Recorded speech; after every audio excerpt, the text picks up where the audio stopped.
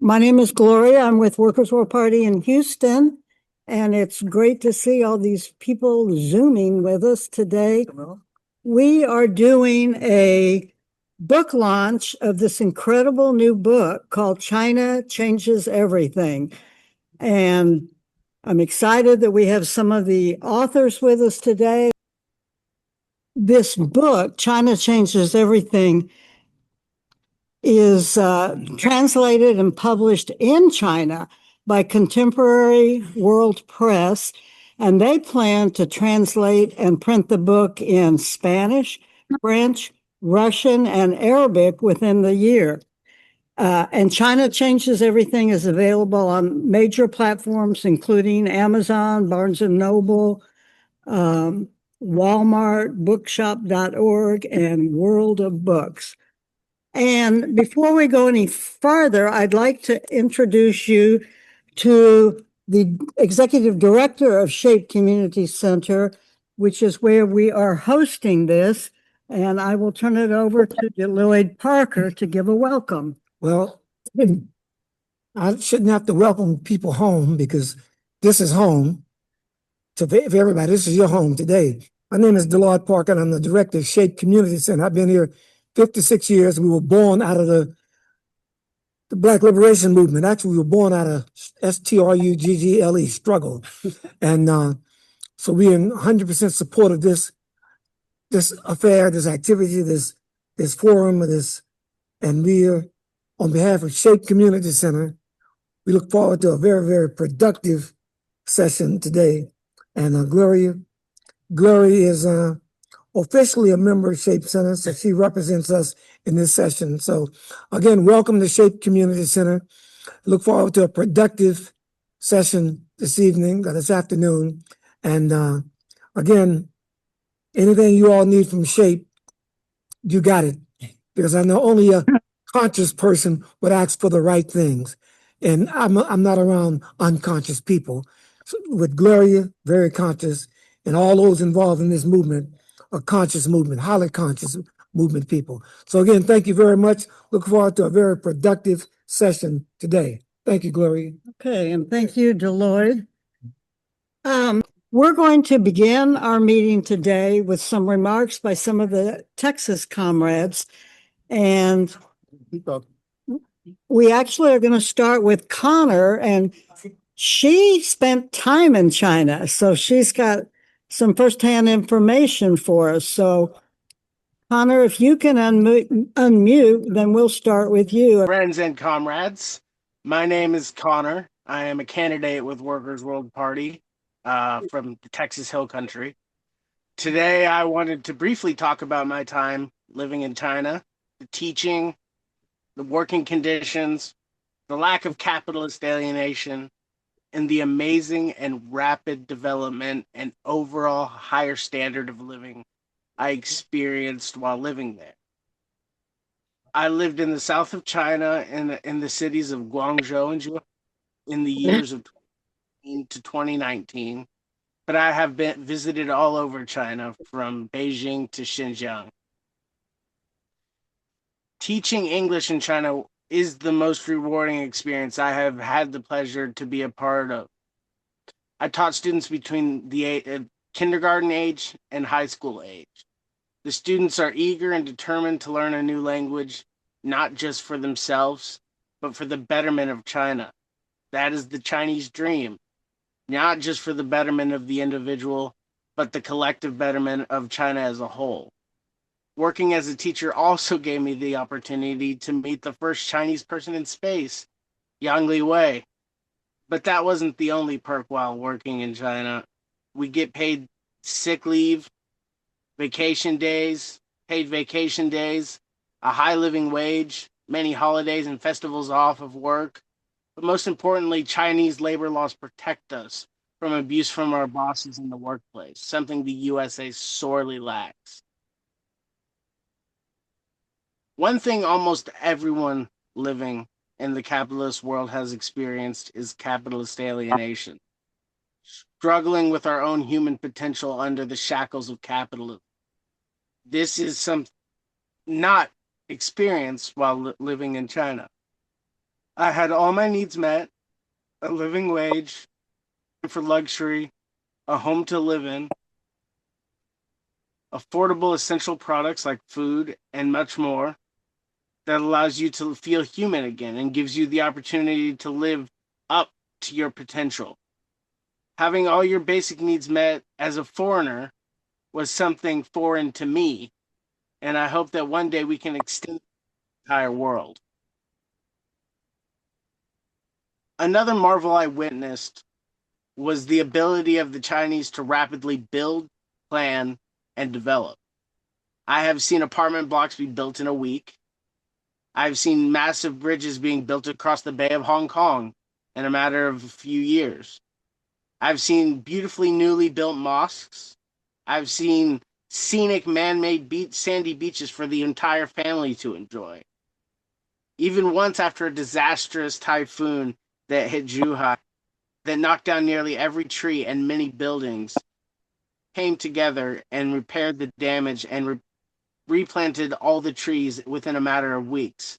I believe these feats are only possible through China's socialist mode of production and their collective unity as a people. I want to finish by expressing the high standard of living in China. China's high standard of living is a result of a sustained people-centered development strategy that has delivered tangible improvements across multiple dimensions of daily life, from healthcare, wages, and affordable products and homes. Chinese people enjoy a much higher standard of living than we are used to in the USA, and this is only possible due to the socialist mode of production. Thank you, everyone, for listening to my small part of an experience living in China. I hope that all of you one day can also experience living in China. Thank you.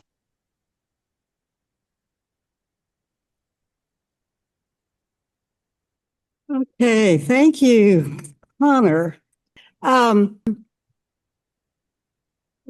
doke. Our, and I didn't mention, and I'm not sure if Connor did, that she actually lives in the hill country near, oh, well, my mind's blank, whatever, in the hill country of Texas. And our next person that's got some fascinating information is a Houston member of Workers World, Kay. So Kay, you are on. Hello, I'm here to talk about why Huawei phones are banned and why they shouldn't be. Huawei is a Chinese technology company. They're equivalent to US companies such as Apple. It makes phones, computers, and so on. It is used in China and throughout the global South. However, in the US and most global North countries, you cannot purchase any Huawei products. That is because they are banned. Not only has the United States banned it, but it has pressured many other countries to do the same. In the university cybersecurity class I am taking, we are assigned papers about how Huawei is dangerous. They say that Huawei's expansion around the globe proves that China does not really care about the sovereignty of other nations. According to this argument, the mere presence of Huawei infrastructure in another country is a threat to other countries' sovereignty because Huawei ultimately answers to the Chinese state. And that means they must be there to do something sinister. I am speaking to challenge this way of thinking. Of course, Huawei has ties to the Chinese state. China is a socialist country, so the biggest companies have to be subservient to the state rather than independent of it. It's the opposite of how it is here, where the state exists primarily to serve corporate interests.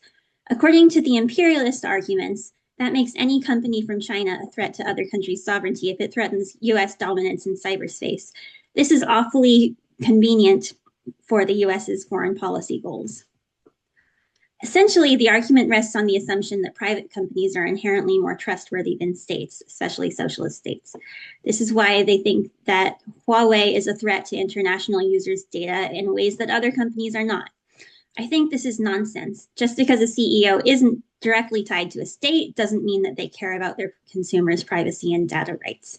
All they care about is making a profit. And in this day and age, What that means is that they'll sell their customers' data to the highest bidder. We know that this includes not only private companies, but the government as well. Many companies, including technology companies, have been selling their customers' data to extremely controversial government agencies like ICE. If they are willing to sell out users from within their own borders, it goes without saying that they would just as easily sell out users residing in other countries if the US government paid enough for their data. And of course, the Edward Snowden revelation makes it clear that in many cases they do it for free as well. In one of the articles I was reading for school, the author, who was very anti-Huawei, actually admitted that there is no proof that Huawei has in any way acted against other nations' sovereignties nor violated the trust of its international users. All he could argue was that if the Chinese government required it, then it would do so. If that is enough to merit bans and sanctions, what can we say about these US companies who shared their users' data without being required to by law? The US remains convinced that its companies can get away with doing the exact same things it accuses China of doing as an excuse for bans and sanctions, always to its own benefit.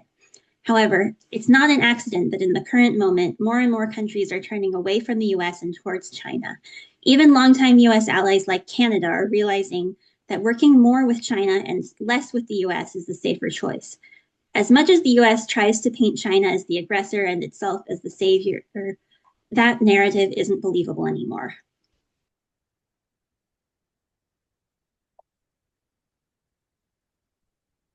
Hey, thank you, Kay. Our next speaker is Comrade Larry from the Fort Worth area of Texas, and he's going to give us a little summary of the Friends of Socialist China statement. So, Larry, are you here? Ah, and unmute. There you go. Thank you, comrades. So in the statement that I read from from this great work, highlighted many great things, such as the struggle that our comrades in Iran are going through, and the help of comrades in China to aid them. In it talked about, of course, how our comrades in Iran and China have been able to uh, help each other, especially with the aggression that we've seen recently and the atrocities committed by the U.S. against comrades in Iran. One of the statements that was in the statement was that the U.S. is pretty much times of technological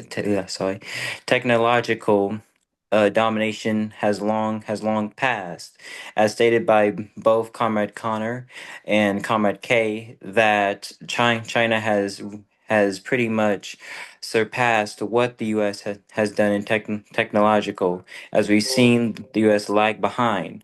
Also, in the statement, it highlighted, of course, that yes, the U.S. has many powerful things, such as satellites that can pretty much, flag a car and even read the car's um, license plate. But even with that, the people in both China and Iran have managed to pretty much outrun that. And yes, we know that these technological things that are being developed by the U.S., such as AI, the same AI that is pretty much destroying not only the lives of workers but the environment as well, can no longer help the capitalist class.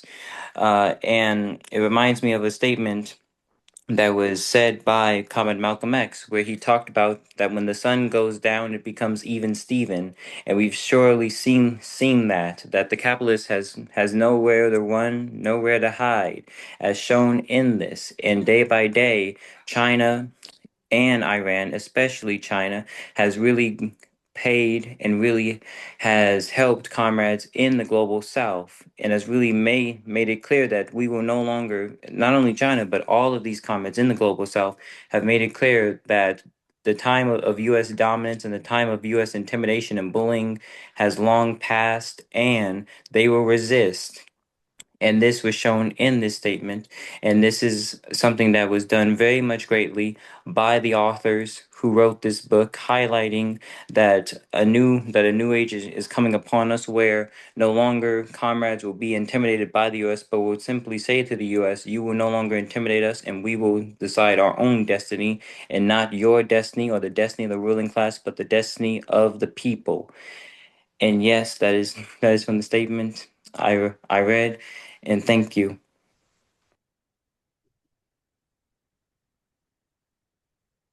Okay, thank you very much, Larry. That was great.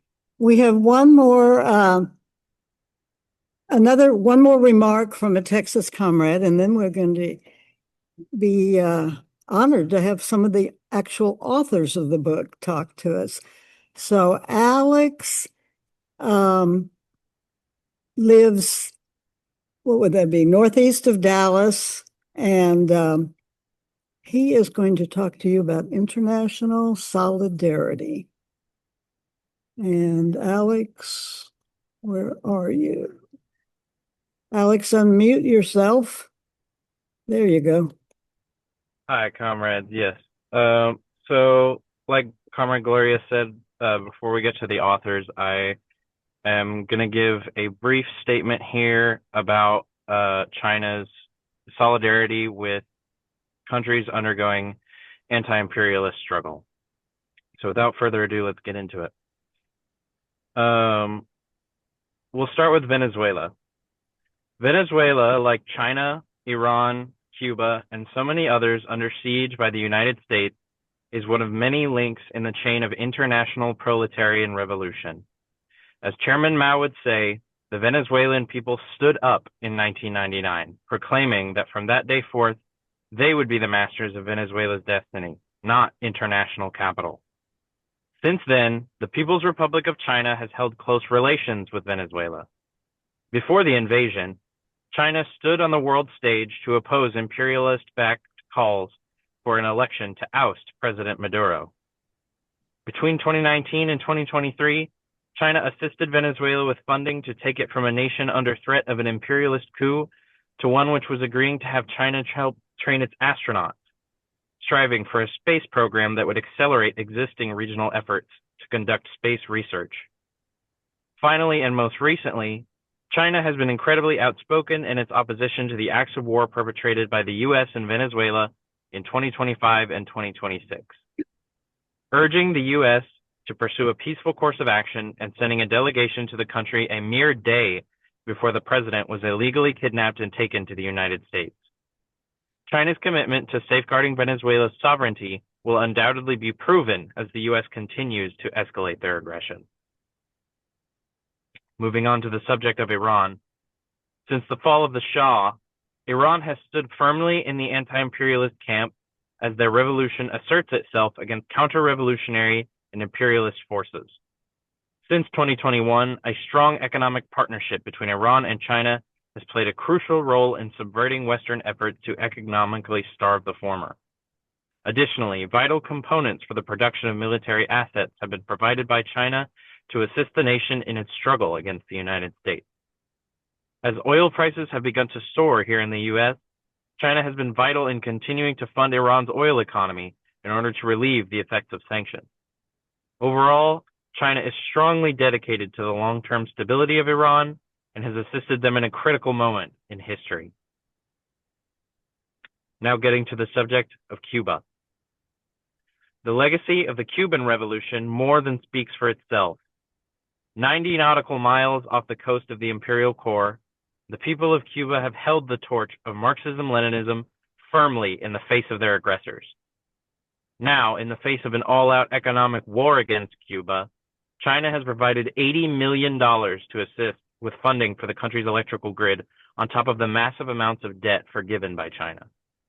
China has also supported Cuba's efforts towards energy independence, laying out ambitious plans to help the country significantly reduce its reliance on fossil fuels. These examples, alongside China's vital provision of supplies during the COVID-19 pandemic, are just recent examples of China's solidarity as the two revolutionary siblings have stood together through the Cold War and beyond. In the face of blatant attacks from the imperialist world, the nations of Iran, Cuba, and others have stood resolute against the imperialist war machine. And this is only the most recent wave of imperialist military failures. From the onset of the Vietnam War to now, it has been proven time and time again that nations who embrace revolutionary socialism can and will endure the onslaught of imperialism. And to us in the imperial core, Lenin has proven beyond a shadow of a doubt that socialist revolution is the only sure path out of imperialist war. The anti-imperialist camp is forming, comrades, and we must be a part of it. So let us walk that path as our comrades have, and cheer for their victories in a struggle against imperialism. Thank you very much. Hey, great, Alex. Thank you so much. International solidarity. Okay, this book, China Changes Everything, there's about 30 people that contributed to it. It's an anthology, and each chapter is written by a different person. And we are lucky to have with us today two of those people. And I think what the chapter that really grabbed my attention was the one about how people in Africa, so many, live without light or electricity. And because China has figured out how to make solar panels and they are teaching the people in Africa how to put the things together to make solar panels so that they are no longer in the light and in the dark. So anyway, our first author that we're going to call on is Janet. And we welcome you, Janet, from New York. And I'll ask you to go ahead and give an introduction of yourself. Okay. Hi. It's a real Hi. privilege to be part of this discussion. I am the International Action Center web manager. And if you want, you can go there, iacenter.org, and you will immediately see a link to the original book launch in New York, along with the chapters, which you can look at. My doctorate is in psychology, but my chapter that I wrote for this book is as an amateur astronomer. I'm a member of the Amateur Astronomy Association in New York City. And I'm going to do a slide presentation to show you what I learned in researching. Okay, let me see if I can do this.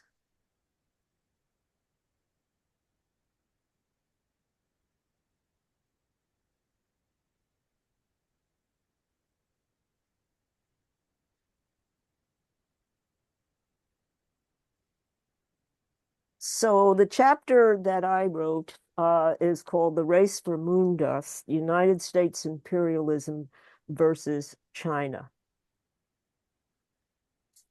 And you're probably hearing about a launch that's going to happen on the 1st of April, the Artemis trip to the moon. So I'm going to be really talking about this.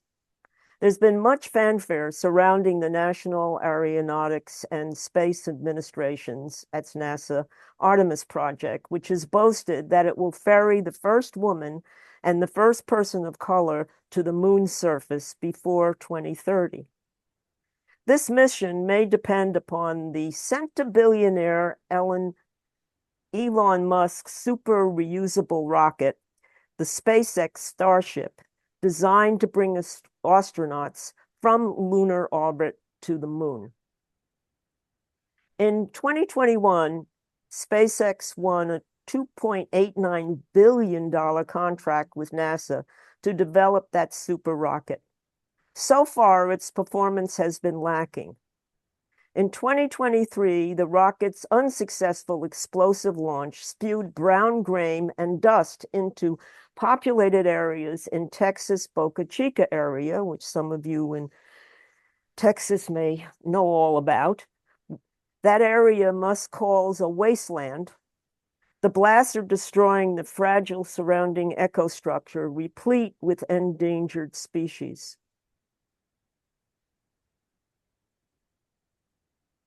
Several months, oh, I just went too far.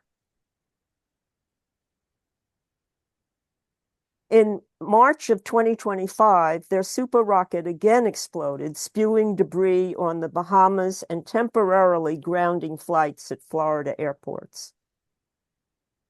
Several months later, the Starship finally achieved a largely successful test flight, but the Artemis moon landing is still behind schedule, now expected to launch no earlier than 2028. The thing that's happening next week is simply an orbiting the moon. They're not going to land. The China National Space Administration, meanwhile, also forges ahead with a multitude of successful tests of its reusable rockets. So what is this really all about? The United States is hell-bent on building mining stations on the moon's South Pole region before China does, because of another kind of dust, moon dust, replete with helium-3, touted to be the fuel for an emerging technology that will provide clean, abundant energy. In 2021, Beijing's Research Institute of Uranium Geology announced that China's lunar Chang'e 5 mission had identified this precious mineral on the moon. Helium-3 fusion technology promises to produce clean energy, nuclear energy without radioactive waste. Fossil fuel and even current nuclear power plant technology would become obsolete. This is not on the moon. This is on Earth. This is a picture after the staff workers with the return capsule of that probe in Mongolia Autonomous Region on December 17th, 2020. The lander had unfurled the first Chinese flag on the moon. The DC-based newspaper, The Hill, described the crystal mineral sample returned by that probe as exceedingly tiny, about 1/10 the size of a human hair. The helium-3 that it contains has a potential to change the world. 3 space missions bringing back helium-3 rich moon dust would provide the entire planet with energy for a year. One cargo bay load about 25 tons on a space shuttle would power the entire US for a year, representing a value of about $3 million a ton, $3 billion a ton. This from The Hill. The country that corners the moon mining market of helium-3 will control, in essence, the Earth. The moon could be the Persian Gulf, imagine that, of the mid to late 21st century. Clean and abundant fusion energy would change the world in ways that can barely be evaluated. China, along with Russia, plans to complete construction of a lunar base by 2035. Then it will mine the helium-3 rich crystal, which is contained in vast quantities on the moon's regolith. Regolith is the layer of unconsolidated rocky material covering the bedrock. It's all that white dust. And this is an artist's rendering of what that will look like. Since China has accelerated plans for lunar exploration and future mining, the panicked imperialist countries, particularly the US, cannot sit by and just watch. They are horrified at the possibility that China could be the first country to gather the moon dust that contains helium-3. If they lose this space race, imperialist governments and corporations will lose the opportunity to corner the multi-billion-dollar market for this potentially planet-saving technology. The ultimate value, of course, is mammoth profits for the US. its imperialist allies, and its private companies if they control the mining, transporting, and fusion processing of helium-3. Given the fragile condition of Western economies, it is a space race the imperialists cannot afford to lose. The Washington Examiner, a right-wing U.S. news outlet, attacked China in 2023 with this fabricated, ominous statement. Quote, if the West turns away from space, China, which, according to the Washington Examiner, cares little for human rights, right, will forge ahead. A Chinese-dominated space frontier is not a future that anyone should want. Actually, it is clear that a Chinese-dominated space frontier is exactly the future that everybody should want. If our planet is to survive the climate disaster, it is imperative that the imperialists lose this race to the moon. Far from seeking to profit, China's approach to international energy production is in fact geared towards protecting the planet. And we know that from other chapters in the book. Socialist China's international humanitarian policies are aimed at saving the globe from climate catastrophe and not with major profit. While corporations scheme to gain riches, the Pentagon's militarization of space is intensifying to protect capitalist interests and uphold U.S. domination. The establishment of the Space Force in December 2019 sent a clear message to Russia, China, Iran, and any other country that the U.S. views as global competitors, informing them that the imperialist U.S. is staking its claim to supremacy over space technology and over outer space itself. Billions of taxpayer dollars solely needed for the health and welfare of the human beings worldwide are funneled into these corporations, these corporate and militarized space programs. Instead, as usual, as exciting and as visionary the exploration of space appears to be, capitalists manipulate scientific curiosity and discovery into profit-making ventures. Also in my chapter, there's discussion of Jeff Bezos' Blue Origin in competition with Elon Musk's SpaceX. Also, the Artemis Accords, which is a sleight of hand, China's other projects to combat climate catastrophe, the quote, big beautiful bill and funding NASA. There was a big battle about that. Imperialist media lies about China and its motives, and Elon Musk's eyes on Mars.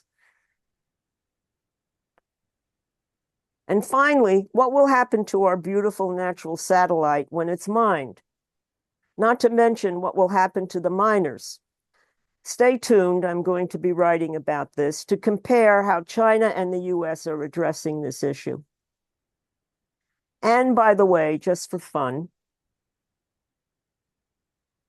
Palestine on the Moon is a new children's book by Palestinian author Susan Abu Hawa, in which Palestinians saved the world using moon dust. In the story, there is a magic part of the moon called al-Qasam, which means the act of dividing, allocating, or distributing something among people.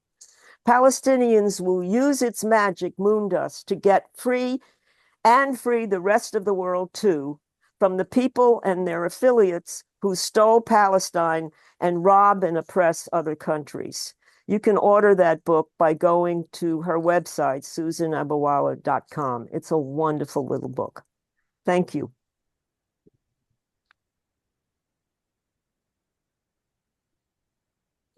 And thank you, Janet. And now I know what I'm going to give my great-grandson for his birthday. I'm going to order Susan's book. Wow. That was exciting. I'd never heard of moon dust and all the things that could happen, but thank you for sharing that with us. Amazing, amazing. And I can't imagine how angry the imperialists are going to be when they can't profit from it. Okay. Our last speaker is Sarah, who not only wrote a chapter in this book, but Sarah's an organizer with the International Action Center, with the UNAC, United National Anti-War Coalition, and she attended the big demonstration I saw online that was held yesterday when Nicolas Maduro and Celia Flores were in court in New York City. So, Sarah, welcome. Thanks so much, Gloria, and thank you really to all the Texas comrades who worked on pulling this together and opening this as a discussion on China and what's happening in the world. Now, in organizing this book over months, I want to say it was one of the most interesting creative projects I think I've ever worked on. Because every author took a different aspect of what China is doing. It could be in aquaculture, in literally farming the seas, to farming deserts with huge ponds that produce fish, with all sorts of green technology. Every chapter was different, giving a whole perspective on what's new in China and things that we already know in terms of U.S. determination to attempting to destroy China and China's resistance, and things on the government in China and the possibilities. But I think today's talks show that there are whole new chapters that we could write on China and whole new ways that we want to open this discussion, because it's a continuing process, an opening discussion. So there are a lot of chapters still to be written, and there's a lot more you can say about China. It's not one book. But this book really helped us reach many layers, different political organizations in the US and in several other countries also, and then try to put it out in a way that it was really accessible on lots of different platforms. And that's not easy if you have no budget and no staff and everything is volunteer labor, which is what we do.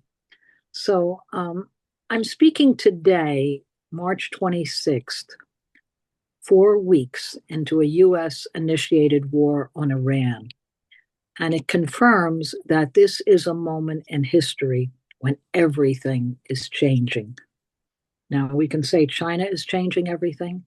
Iran is also changing everything. And the war is changing things violently. The whole colonial structure of West Asia, the totally artificially created Gulf states, are facing collapse. 19 US military bases have dominated the entire region, attempting to hold together a group of completely corrupt feudal monarchies. Israel, the US British created proxy in the region, their unsinkable aircraft carrier is under relentless attack. All the high-tech weapons are being undone by simple, low-tech, low-cost Iranian drones and multi-complex Iranian missiles. Also by now Yemen's drones and Hezbollah's drones. All different forces are coming into play against US imperialism. And they have shared technology of resistance to US imperialism. And they also have received help in that China has provided many forms just by making it publicly available, what had previously been totally secret information by the US. China has openly published satellite images of US and Israeli military activities, their bases, with surrounding information online of distance. And those graphics give a whole new potential for missile defense systems. It not only is information that helps Iran's military planners, but any other forces in the region organizing resistance have a place and a way to turn. Iran now has access to China's Baidu satellite systems, GPS, which has resulted in greater accuracy to Iranian missiles and drone attacks. They're not reliant on US technology, which gets shut down immediately for anyone from Iran trying to access it. Now there's an alternative. Now, what is it that Iran has done that is so threatening? They have asserted that we will decide this region free of US imperialist domination. They have taken control of the Straits of Hormuz, that thin passageway out of the Persian Gulf, where more than 20% of the oil and the gas moves to the rest of the world, but particularly to Asia and Africa. The oil, the gas, the fertilizer, the pharmaceuticals, because of this war, we're all facing threatening shortages, particularly in Africa and in Asia, as the planting season arises. So this war, this control of the Straits of Hormuz, this ability to resist US domination, this is changing everything we think we know, and the US certainly asserted their right to dominate, their right to decide the lives of the people of this whole planet.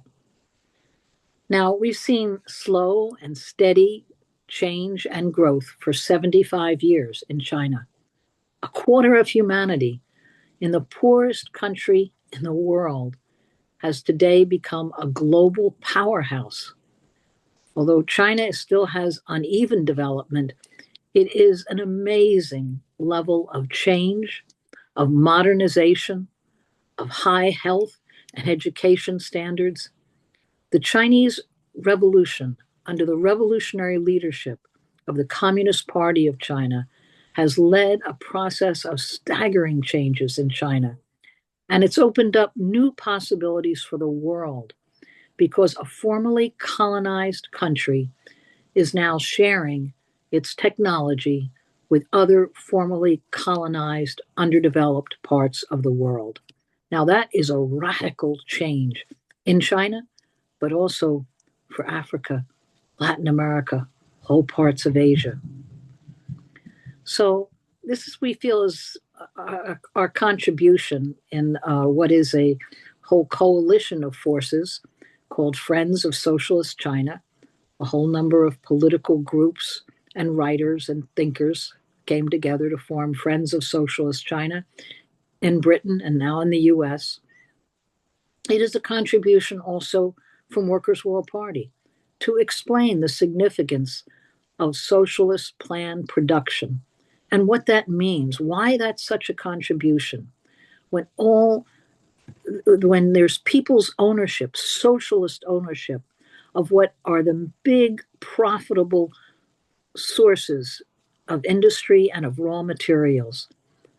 Today in China, the fact that oil and gas and raw materials and raw earth minerals and the banks, especially the banks, and the railroads and the airlines and major communication, all the most profitable areas of the economy are socially owned in China today. It's an enormous source of profit, and it gives the state the ability to invest the billions of dollars that are raised from these industries, from these raw materials, from banks being centralized, not being the plaything of a handful of billionaires. That means there can be development of the whole country. The profits from these industries can go into people-centered needs. That's how China is able to do so much and so fast. Decisions aren't made by a handful of greedy, competitive billionaires whose only interest is in more and more profit and beating each other out in cutthroat competition. So it's a whole new way of cooperation, but of entire states. And it means new, steady, reliable development.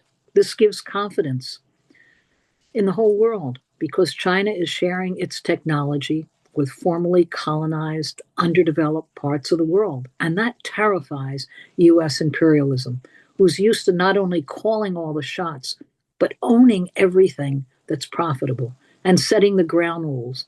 This is what you have to do to get a loan from the IMF, from the World Bank. Hand over everything to us at the point of a gun. And if you don't, we'll impose sanctions that will starve you down. Now they can see that China offers an alternative. Loans, development, technology. That's a big difference. And so the question for US imperialism is how to stop China, how to cut its growth, choke it off, block its access. This was so much part of what was behind NATO's war on Russia through Ukraine. The massive sanctions on Russia was a desperate effort to dismember and collapse Russia as a stepping stone into China. Instead, what happened was it divided NATO, not Russia, and the European economies are totally weakened today. So US wars don't turn out as they think it will. They think this will give us total control. We'll be able to destroy our competitors. We'll be able to take on China. And instead, they're finding Russia was simply able to move what the gas and oil that they were selling at a huge, very, very saving for Germany, for France, for the industries of Europe. Well, now it's sold to China, it's sold throughout Asia, it's sold to India, and the European economies are in desperate trouble, and they're divided among themselves. So US attacks on Iran in the same way. They're in another desperate attempt to reverse US decline, reassert US dominance, and Iran has flipped the script. They have developed their own low-tech weapons, and they have a united, determined population, 90 million people, who are determined that they will chart their own future. They're not going to surrender. Now, Iran is not a socialist country, but the crime of the great Iranian Revolution in 1979 was that Iran, from the first days, changed the rules of the imperialist game. The oil and the gas and the natural resources were for the development of the whole country. And that was the greatest source of profit. And it meant modernization. It meant technology. It meant education and healthcare at an unheard of level, where now more than half of the doctors and engineers and scientists today in Iran, and they have so many, are women. These are the changes that a revolution can bring. And these are the changes when the greatest sources of profit are nationally owned for the whole people. So the Iranian revolution's break with imperialist control meant that the US has spent decades with sanctions, assassinations, invasions, regime change operations, attempting to overturn Iran. And we should just say at the same time, US sanctions are an attempt to overturn the Cuban Revolution. Decades of sanctions and blockades, an attempt to destroy the Bolivarian Revolution in Venezuela. The idea that Venezuela would control its own oil and gas and gold and resources for the whole people, that's a crime to the billionaires. But they can't really reverse any of these sweeping changes. US imperialism today is in decline, in serious decay. It's just not profitable to rebuild infrastructure in the US. It's not profitable to bring back industries that require low wages, take big investments. That's not what billionaires want to do. They want to put their money in speculative bubbles. And they are looting the world, but now they are facing coordinated resistance around the world where new development, new trade arrangements are coming to the fore, We can look at the BRICS. We can look at the Belt and Road programs. And they function with new forms of resistance. They refuse to recognize US sanctions. They go right ahead trading with countries that the US has declared are sanctioned. So change can come steady, determined, and slow, and change also comes abruptly, violently in wars. But in each step, we see that the US imperialists are less and less able to cope with these changes. This is a system that is inherently unstable, unable to provide for working people right here, for our needs. And every war, this new $1 trillion military budget that next year will be $1.5 trillion, is money ripped right out of any healthcare, education, housing, infrastructure programs right here. It's ripped out of people's needs around the world. So we see that our book, China Changes Everything, it's a way of showing in clear ways, understandable ways, each chapter, how cooperation and solidarity and scientific application is the way forward. And we hope everywhere that there are discussions of this book, people will take it, add new chapters, bring in new information, but taking that same theme. There's exciting things such as Janet showed with science at a whole new level of things that we wouldn't have even thought possible, or the most basic things of making grain possible to grow in salt water, fish to be farmed in the trillions of fish in deserts. How are these things possible?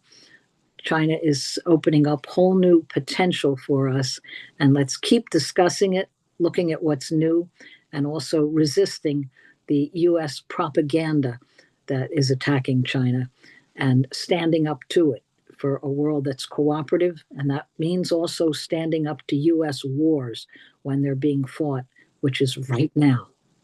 And thank you for today's program, really, to the Texas comrades who look at this book and see your contributions to it. What else needs to be said?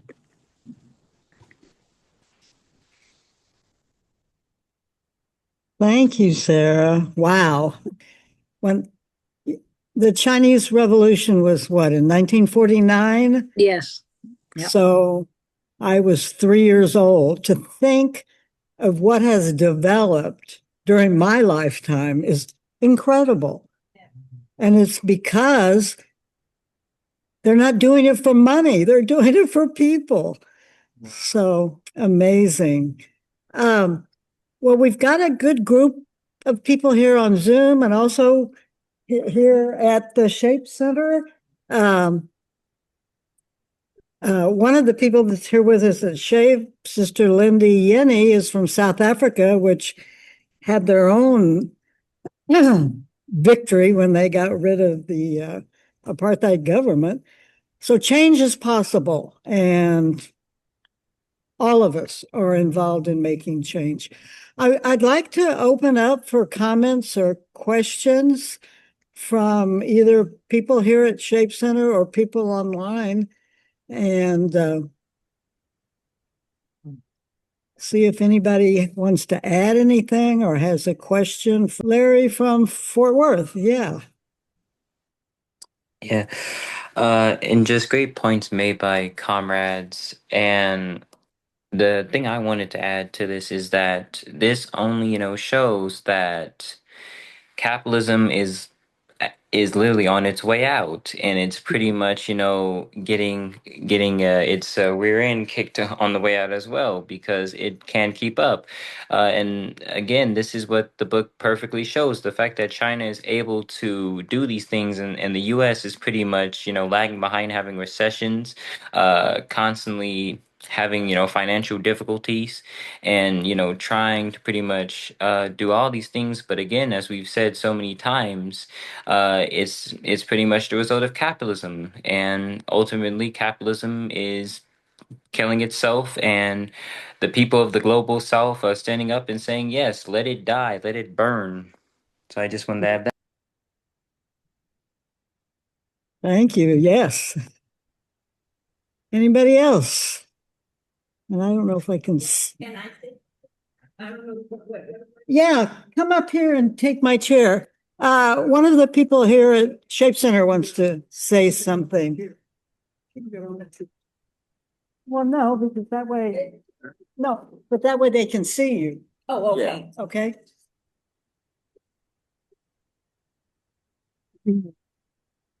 Good afternoon, comrades. How is everybody doing where all over the US where you are? I'm the Linda Yanni Gloria was talking about from South Africa. Can everybody hear me? Yes. Just okay, good. I was my parents were part of the revolution, the armed liberation of South Africa. And we actually did live in China when I was just 14 years old, from 14 years to 16. Oh, wow. We lived there. And we lived there during the time, right around the time when Mao Zedong initiated the Cultural Revolution. So as young people, teenagers, we got to be Red Guards, members of the Red Guard. And we lived in a commune with peasants. And that exposure, at first we did not understand what that was about. And then we also lived with factory workers in a factory. So lived with commune members for about a month, and then factory workers for a month. Later on, my father was explaining to us that China wants us to know we considered ourselves middle class, that there is no such thing as middle class. We need the peasants who work to bring us food. We need the workers to bring us the things that we need. So he was explaining it to us at the level of teenagers. And the Cultural Revolution itself didn't make any impact on me when I was living there, because my father was like now saying, no, it's time for y'all to go back and get educated. It was a reflection of what the importance of your culture, having your culture being preserved. It was that importance which led me eventually, when I got older. First of all, I went into the struggle for the liberation of South Africa of myself when I got to be a college student, and then as an artist, then I truly understood the impact of the Cultural Revolution. And this is what today is something that young people have to really understand, how to express your culture and how to preserve your culture. These are the things that I learned again when you reflect on things later on when you grow up. Oh, this is what was going on. Of course, we were happy that we were not in school for a couple of years, because the Cultural Revolution shut everything down. But in order to build a new society, sometimes you do have to shut everything down, stop the old thinking, and say, this is who we are, and this is how we're going to think. And so by the time China started opening to Nixon to say, okay, we can have conversations, their people were in a better position to be strong and firm in knowing what the Communist Party is doing, what socialism is, how other people can come in, but still not be able to disrupt your culture. So this is what I just want to share that I mean, of course I lived in Tanzania, so I saw China bringing workers to come and build the railroad between Zambia and Tanzania so that because South Africa cut off that relationship. So for me, China has been a friend for Africa. There are still a lot of things that Africans need to understand how to work with internationals. Everything is a learning curve. I consider myself to have been privileged to be able to have lived in Europe, China, as well as now living in America. So I just want to share that. Thank you. Thank you. Wow. Thank you, Lindy. I've known Lindy for, I don't know, 30, 40 years, and had no idea you were part of the Cultural Revolution. Wow. Okay, other comments or questions? What's this? I'm going to ask for D. Knight to, if he could, pop on. I think Teddy also has a QR code to describe some of how the book is accessible today while people are listening, in the future as people listen. If that, unless I'm putting D on the spot, is that okay? I'm willing, thank you. In fact, I would appreciate being able to share the screen if someone could make me a co-host for a minute or two. Yeah, you should be able to, D. Okay, thank you. Okay, great. Thank you. I guess it was Teddy. Appreciate it. Okay, now let's see if I can make this work. The first thing I wanted to show is what Janet spoke about. Right here on your screen is a part of the International Action Center website that she designed that features China Changes Everything. Notice that there's a link right here where you can go to get the same price for the paperback book as bookstores get, 60% off. Basically, it's $15. However, that ain't all. You can also go right down on the site and see and read every single chapter of the book right online. And if you notice here, you can click and see videos of the authors presenting the book at the first launch.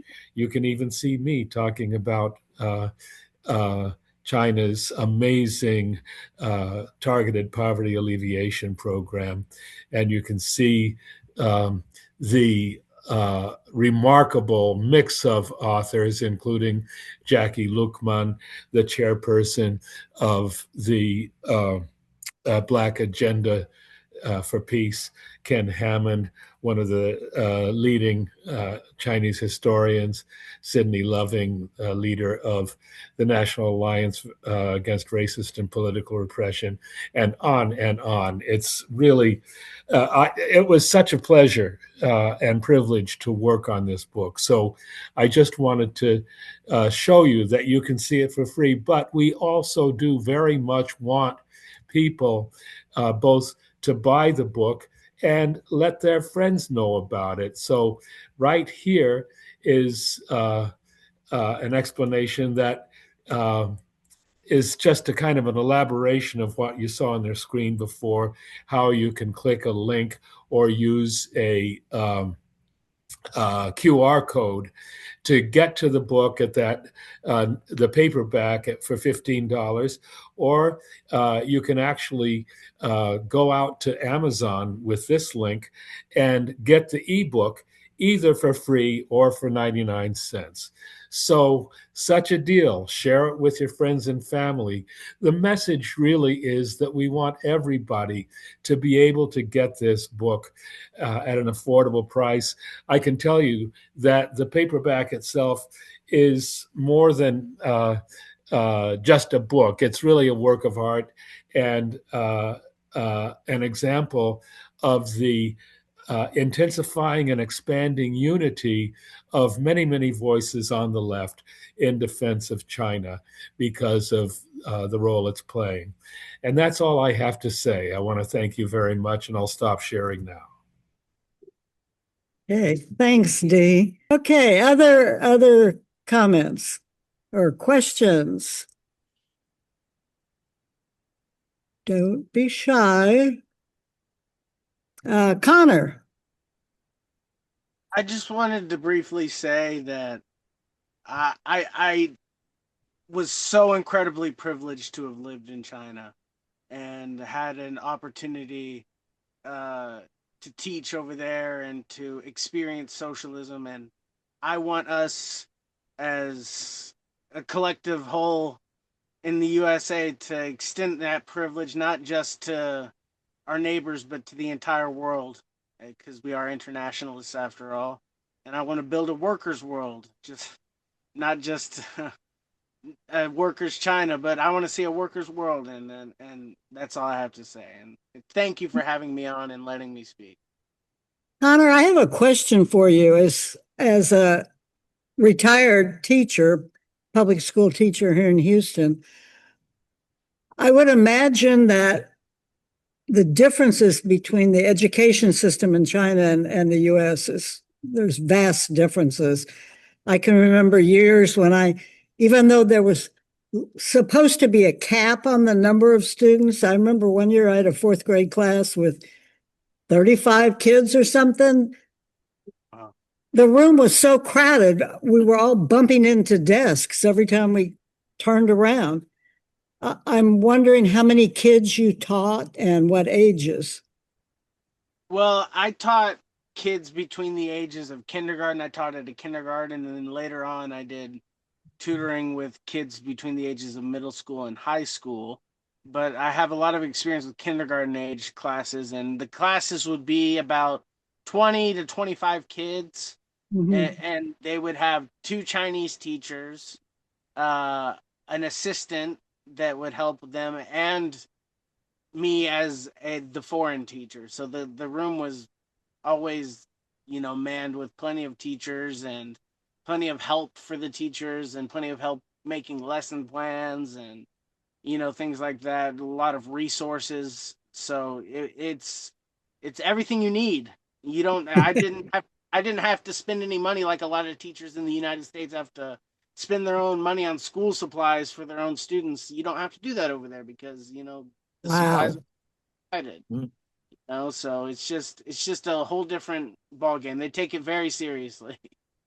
Wow. One year I just, because I always spent a lot of money for my classroom, but one year I decided I'm going to keep my receipts. I was blown away. I spent over $1,000 buying stuff for the kids, and not just their own personal things, kids who didn't have notebooks or pencils, but books for them to read. I don't even remember now, but I'm like, God, $1,000. Okay. That should get us back to where can people see now? Yes. Okay. Yeah. So that's the launch that happened at the International Action Center in New York City on December 9th. Next on my left is Greg Dunkel, who started out. He showed an original copy of the Little Red Book that brought him to communism and to Workers' World Party when we were all much younger. uh, and we have people there from Noduk To, from uh, the Freedom Road Socialist Organization. You see Janet, who you just read. Here's Megan from Code Pink. It was really united effort of a whole broad section of the left in support of and defense of China, and so the little talk, the short talks that you can see there are really fun. And some of them were very interesting. I gave a talk about how I researched and told about the Targeted Poverty Alleviation Program. And all the various aspects of the book are explained by the authors themselves. So it's worth your time, and it doesn't cost you a nickel. So that's just to overcome any frustration there may be in um, in uh, in being able to get access to the book. We do very much want and encourage people who love China and like the book to either buy it or get friends and family to buy it, because I can tell you it did cost quite a bit to make it, and we're still trying to get that money back. Okay. Gloria, can I? Sure, Monica, go ahead. Okay, I just want to really thank all of the speakers, from the Texas areas, which is like Texas is like a big country. And so these young It's speakers big. we heard are really all over, all over Texas. And of course from Janet and editor and Sarah, who was really one of the editors of the book too, along with being one of the authors. But I wanted to make a couple of comments, then ask a question. Um, I'm really glad that Gloria raised her experiences as a teacher, in this country, because I was a teacher too. I was a kindergarten teacher in Norfolk, Virginia, for 6 years. And I can tell you, I experienced some of the same challenges that Gloria raised. My first year, I had 34 children, my first 4 and 5 year olds, and I had no help. I had no teacher's aid or anything like that. It was like babysitting for these wonderful 34 children. And even though what kept me going for 6 years is because I was young, I just couldn't take it anymore. I just felt like I was not teaching at all because of the overcrowdedness. And it's true, Gloria saying, spending money on materials, paints, or whatever, because the resources were very limited. So anyway, I just wish I had the same experiences that she had in when she taught in China. And I think those experiences need to be shared. The other thing about China is that, especially in the 60s and the 70s, and I really want to thank the South African sister who spoke about her experiences, in China during the Cultural Revolution, because that was also an important period where China showed solidarity with the Black liberation struggle in the U.S. when they allowed Robert Williams, to come there. Robert Williams was a very important fighter for Black liberation in North Carolina and was targeted by COINTELPRO. And China accepted Rob Williams to come there to show solidarity and offer amnesty, to Rob Williams. And I know Huey P. Newton, one of the founders of the Black Panther Party, was also allowed amnesty when he was targeted, by the racist COINTELPRO intelligence program. So China, has again the solidarity that China is showing with Iran and Yemen and the Palestinian struggle is nothing new. It is nothing new. And then the question I had is, it is so extraordinary that just in the last, 76, 77 years, that, for hundreds of years, or maybe thousands of years, China was a peasant country.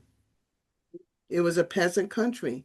And it was our party that recognized that we recognized China as a workers' revolution, even though it was still 90% peasant country.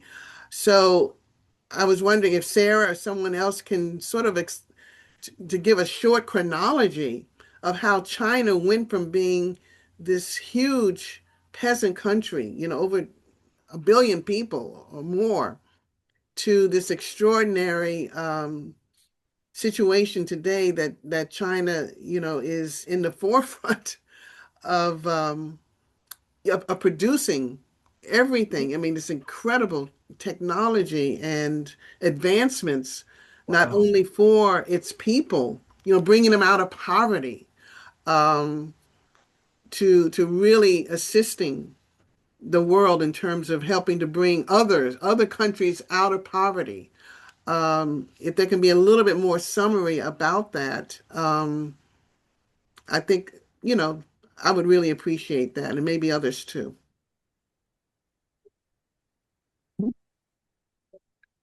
I'd love to talk about that. Let's see how much we can fit in. So let's talk about China and what China did. It did not begin in 1949. 1949 was when they finally broke the back of the imperialist hold and the reactionaries, the right wing and the feudal forces, and declared the beginning of the Chinese state. But from the 1920s on, the Chinese Communist Party really played the revolutionary role in China in organizing first among the working class, which was small. And time and again, when workers would organize, they were literally just wiped out because the capitalists, foreign capitalists who controlled the ports and the cities and the rivers of China and the trade posts, would simply wipe out workers who organize and bring in more of the millions of peasants. And it was the leadership of the Chinese Communist Party, all the way organizing the Long March. We could talk about the history of China and the years in Yan'an and the building of the party. There isn't time to go into all that, although it's fascinating. But they really felt in order to break the hold of imperialism, they first had to have an organized, coherent, workers-oriented force that was disciplined and that was really knew who they were fighting and why and what they were fighting for. Now, that's not easy if it's an illiterate population. So it means teaching people literacy along with organization. And that is a process that took about 20 years and was incredible history. You could learn so much from. It also meant combating Japanese imperialism when Japan took over. But we should always remember US imperialism's role in China and supporting the opium sale in China. Both Britain and the US imposed that on China to the point that 10% of the population were literally addicted to opium, imposed it at the point of a gun. US Marines, the US Navy had a special naval craft that went 1,000 miles up China's rivers, the Yangtze and the Yellow River. They controlled all the ports and the trading. That was the kind of thing that imperialism did to loot China, to impoverish China, to destroy the old culture, to addict China to opium. And the revolution broke the hold of that. But 1949 was just the beginning of that process. It meant, okay, you control the state. What do you do to both educate, literally in the hundreds of millions, people who are illiterate and who have lived in a feudal, really, you could say backwardness, isolation, bringing literacy, bringing electrification, bringing knowledge of the wider world, It also meant massive programs in irrigation, in road building, in bringing the most basic technology to isolated villages, mountain areas, and uniting China from the west, Xinjiang and what's called Tibet today, to the modern East Coast teeming cities where there was great poverty, but also the beginnings of industrial development, trade, and so on, making those into modern industries. Now, after the Cultural Revolution, starting in about 1979, China made a compromise with Western imperialism that they would allow Western investment because all those years from 1949 to 79, China was absolutely sanctioned by the West. They couldn't, until the 1970s, import a pencil into China. It was every effort to cut off all forms of technology to China. And only the Soviet Union was able at that time to provide. But they were also poor, and it was after World War II, weren't able to do all that China needed. But China's opening to the West was a compromise that they would allow in Western investors. They would allow new factories to be built, but those factories then would stay in China. The West, every corporation who wanted in to use cheap labor in China had to sign and train a whole level of Chinese engineers, Chinese technicians, leave the blueprints behind, and that those factories could not be just ripped out afterwards. As we know, the whole US was deindustrialized by big corporations feeling they could make more money elsewhere by moving industries abroad, and they would just pick up whole factories, leave the rubble behind, and take it out of US cities. But China did not allow that. They said the factories, once you build them here, they are ours. And after 20 years, many of them would return to Chinese ownership. So they made deals with Western companies. They said, we are not yet a socialist country. We're a poor, developing country building toward socialism. And that's something they still say. We are not a perfect country yet. We're far from equal. We're building towards socialism. And once people here are really equal, we'll begin to consider ourselves a socialist country, once there's a level of prosperity for all. So they've done amazing things at this next level by bringing in Western technology, setting up these factories, millions and millions of workers who had been peasants before. The idea of going to the cities, being able to work a few years, taking that income home, being able to send money home, it made real change in China. And it is today, the working class in China is larger than the US working class and the entire European and Japanese working class put together. I mean, that is an incredible transition into today. There is a modern working class in China.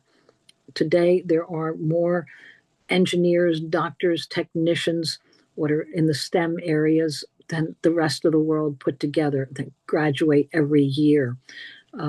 So they've done incredible things, and it was by keeping, even while they were bringing in Western corporations, they said no, what the land itself and the banks and the natural resources will remain under Chinese ownership. You can lease land for 5 years or 10 years, but it stays in China's hands. Anyone who's building anything in China knows that. So they had safeguards. They know that the US wants to destroy them. At the same time, they still do need more investment, more technology, not only from the US, but from German and British and French and Japanese and all kinds of other capitalist imperialist countries. They want a certain level of investment in order to continue their modernization. But at the same time, it's in their hands. And it is today a communist party that is 100 million strong. I mean, that's quite incredible for a party that started out with 20 members back in, I think it was 1925. Somebody, 1919. thank you, 1919, right after the Russian Revolution. Very good correction in terms of date and the timing, because this was one revolution leads to another. The example of the Russian Revolution and the ability to unite the peoples of Asia for the first time in that union of Soviet socialist republics was also what inspired China. Let's bring all the nationalities of China together into this process. Let's bring all the peasants who had nothing into this process. Let's bring all those who are illiterate into this process, not yet even able to be workers. They were tied to the land. And they have done this very, very successfully in stages. They say we're at one stage now of building prosperity for all, and we're still building toward that. By 2050, they feel that they will be a fully developed socialist country. So that's 24 years, that by 2030, they will have completely eliminated. They set a goal for eliminating poverty, and they went to the most rural, isolated areas. Dee has a chapter in the book describing some of that process. They've put whole studies. We had a wonderful program at Workers' World where one of the young woman who was part of this process in the Chinese Communist Party described what it takes to go into a very rural area still today and ask people what they want built, what are their needs, and how do they see being part of modern China today. She said the answers sometimes surprised her. Maybe it wasn't what the specialists thought. You had to listen to people and take it at their step. And that's the other thing China has really excelled in listening to people's needs and taking each step slowly, doing things that concretely improve people's lives. Another few chapters in there take up farming in completely rural areas, and what's called aqua farming even. Very interesting chapters on that. So there was a good chapter where a Polish communist described the Rust Belt that Poland became when socialism was pulled down. NATO moved in, and all the industries of Poland it became a Rust Belt. And then this Polish communist is visiting in China and sees whole industrial steel centers that didn't exist a few years ago and now employ workers in the tens of thousands in healthy lives with full benefits. They're part of this system. So Margaret Flowers has a chapter in there about how China provides universal health care and why the U.S. can't. Everything here operating for profit and what that means. So at any rate, I've gone on too long, and maybe Monica, you should tell me when I'm talking too long. But the Chinese Revolution, 75 years since 76 years now, since they declared victory, we have broken the hold of imperialism on China. Now we begin to build. And from there, they went forward. And at that time, they said it's because we have a communist party that is tested in battle and is determined to stay united, that they were able to make the huge steps that they have. And that's our role here, is to really unite whole parts of our political movement, to first recognize they got to fight U.S. imperialism, and they got to think about conditions for working people right here. That's our task, but we can see China has done it. Other countries are doing it, and we may be the center of imperialism, where we always can feel smaller, but really we are part of a global class. Yeah. Gloria? Yes. if, I don't know, I just wanted to make one more comment because I know we want to hear, any final remarks, but unless somebody else wants to. Okay, go ahead. And Dee has his hand up, I believe. Okay. Oh, no. Okay. Oh, I'm just trying to, okay. I just wanted to say this.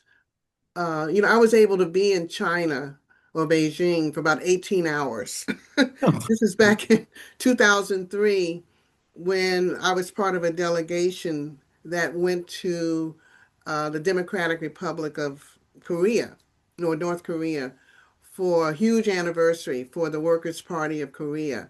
And the way you had to travel, you couldn't go directly, you couldn't fly directly to China. The US didn't allow that. So we had to go, to South Korea first, and then to Beijing, and then from Beijing, to North Korea.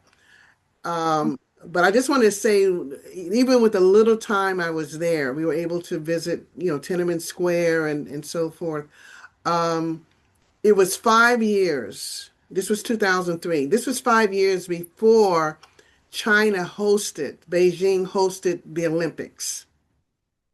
And that was really, I think, the first time that the world, especially the global north, especially the US, that people were able to see, at least a glimpse of what Chinese, technology, through this beautiful cultural opening of the Beijing Olympics in 2008 was just extraordinary, and it really helped to put China on the map in that way for the world to see. And while we were there, we saw the building, we saw the Chinese people preparing for the Beijing Olympics. We saw all of this, you know, buildings going up, or whatever structures had to be done to prepare China, for the Olympics. We saw it firsthand coming from the airport. And so many Chinese people were on bicycles. You hardly saw any automobiles. Maybe you saw some buses, but mainly Chinese people were riding these bicycles in the thousands. Um, and the one thing about when you compare, China preparing for the Olympics or the 1996 Atlanta Olympics, which our comrade Diane is, who's from Atlanta, could probably say more about this.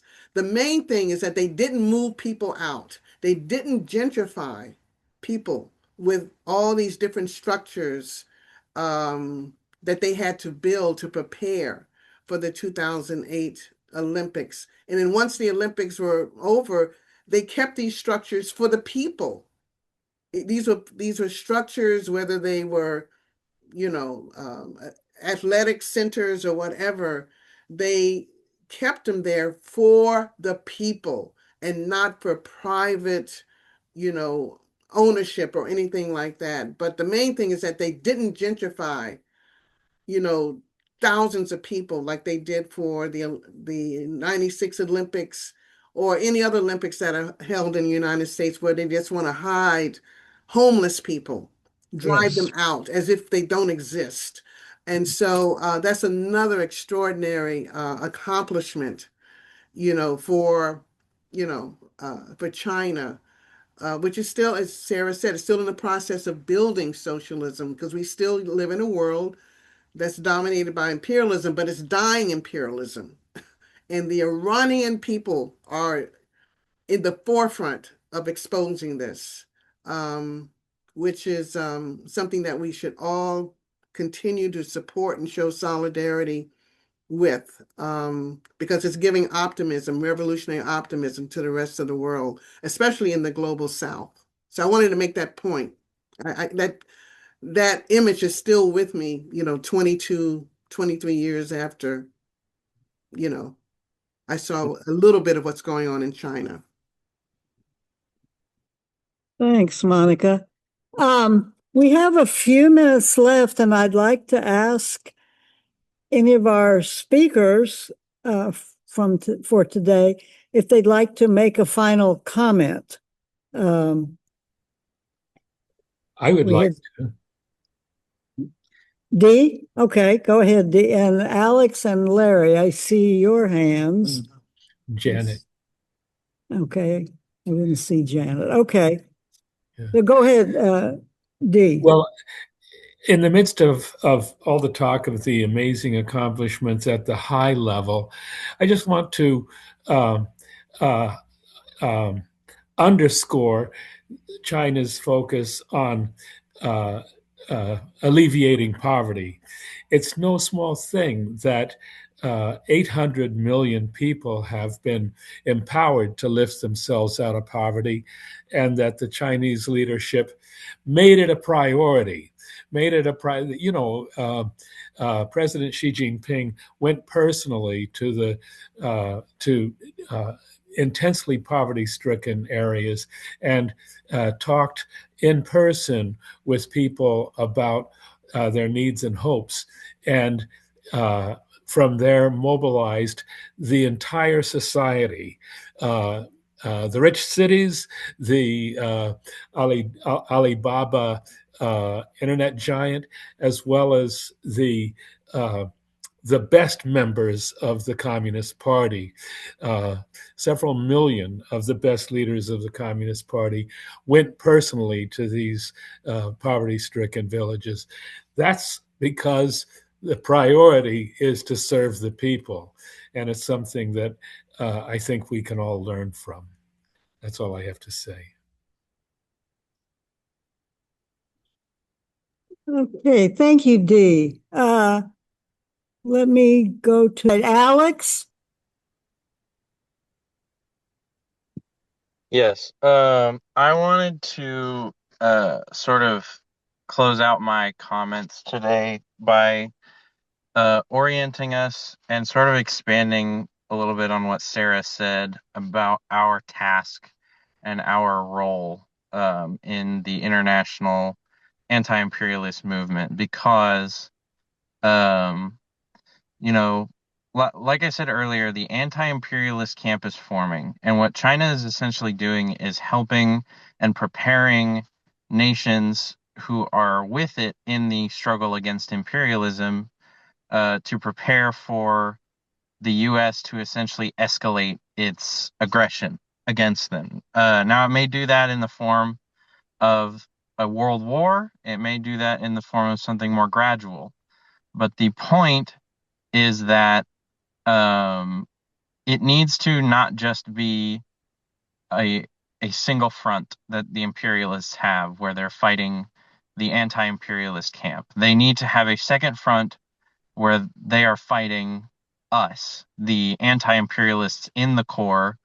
And the way that we do that is by because we already have positive developments where people are beginning to show up to events that are protesting against the war in Iran, the illegal actions in Venezuela, and as well as mass movements like No Kings. But what we need to move forward to doing is to developing revolutionary class consciousness, galvanizing the proletarian elements of the movement, and really creating a pointed anti-imperialist united front, because it's from that point where we will be able to create this sort of unified, if we're able to orient not only the masses but also our comrades in the movement who may not share our alignment or our understanding of the contributions that China has made to the world.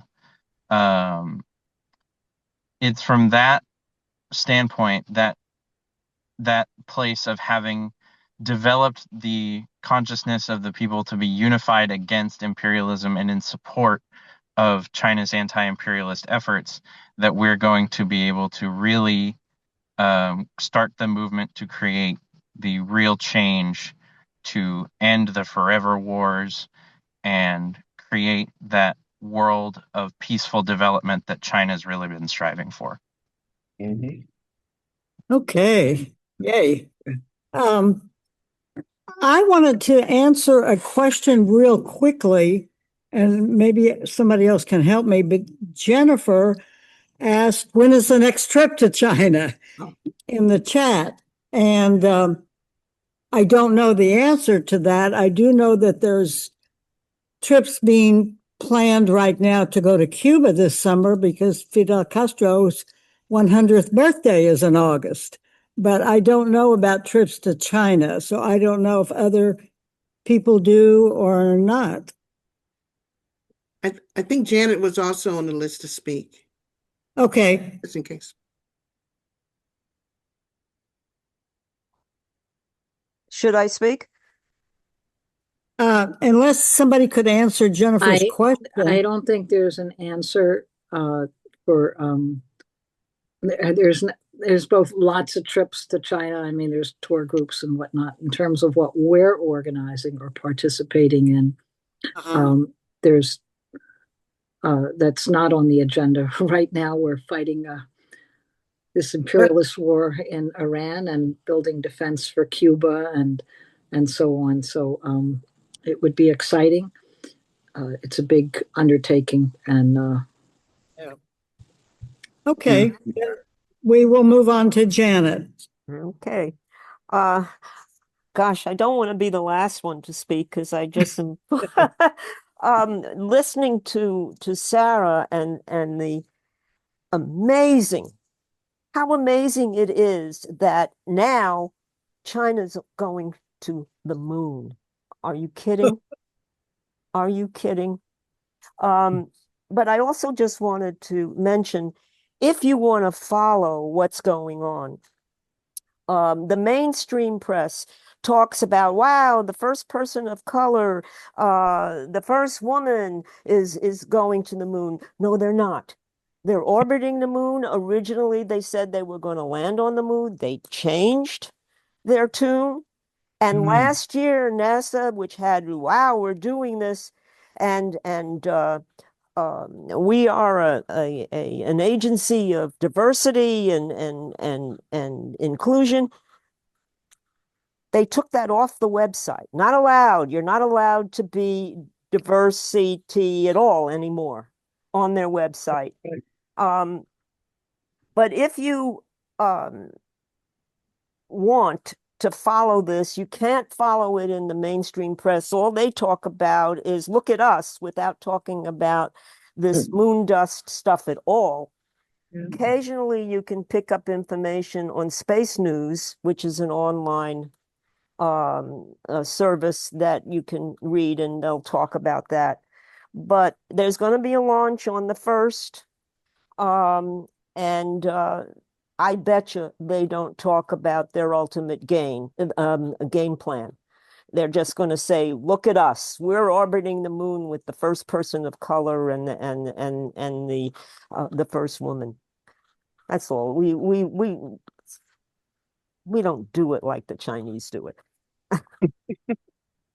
Thanks. Okay, Larry. Yes, thank you, comrades, and good points. And just my final points for this great meeting that we had and great discussion is that we are truly living in revolutionary times. Every single day, the people are becoming revolutionized. They're going out there, they're organizing themselves. And not only here, but in the global south, you have Iran organizing themselves. You have our comrades in Palestine, even with the tremendous just atrocities being committed against them. They're literally saying, no, we're going down swinging. We're not letting the imperialists or the capitalists bully us. And it's a sentiment that's going around the world. Is that revolutionism is on the minds of the people. It's no longer liberalism. It's no longer let's reform the system. It's no longer that. No, it's revolutionism. And to also go on to what Comrade Janet said, with NASA saying about diversity, they were saying the same thing in 1968 when Rap Brown tore it apart in his speech with the Black Panther Party, famously saying they lost the black astronaut before he even got to space. They've been saying this whole thing for years. So we'll let the capitalists say that, but at the end of the day, it will be the proletariat, it will be the working class that will ultimately bring diversity, that will bring the people, full power for the people, all power for the the people into a dictatorship of the proletariat. We're not concerned about, what the capitalist is going to do. No, we're concerned what the people are going to do. And more, it's becoming evident that the people will establish a dictatorship of the proletariat. It may take long, but it will happen, and capitalism will go down the drain. Absolutely. Okay. Is there anybody? I can't see the whole thing here. Is there anybody else that wanted to say anything? If not, then wow. I want to thank all the speakers and the authors and everybody who participated. This is really exciting. And so thank you to everybody. And my whole life, I've heard nothing but negative about China from this government and their mouthpieces. And you know what? They can take all their lies and just go away, because this book really shows us the possibilities of what people can do when they do things for not for money, but for people. I mean, I don't know anybody that doesn't want health care in this country, never mind housing or jobs or whatever. And countries like China and also Cuba and others have showed us that another world is possible. So thank everybody for joining in, and Thank you to the Shape Center, Community Yes, Center also. Thank you to absolutely. Shape. Yay! Hey, Shape Center. Okay. All right. Well, then Thank you, I am Gloria. going to. Thank Yes. you, Gloria, for Thank you, Gloria. sharing. And Texas comrades, thank you. Really, a contribution. Yes. Okay. I'm going to figure out how to close it out.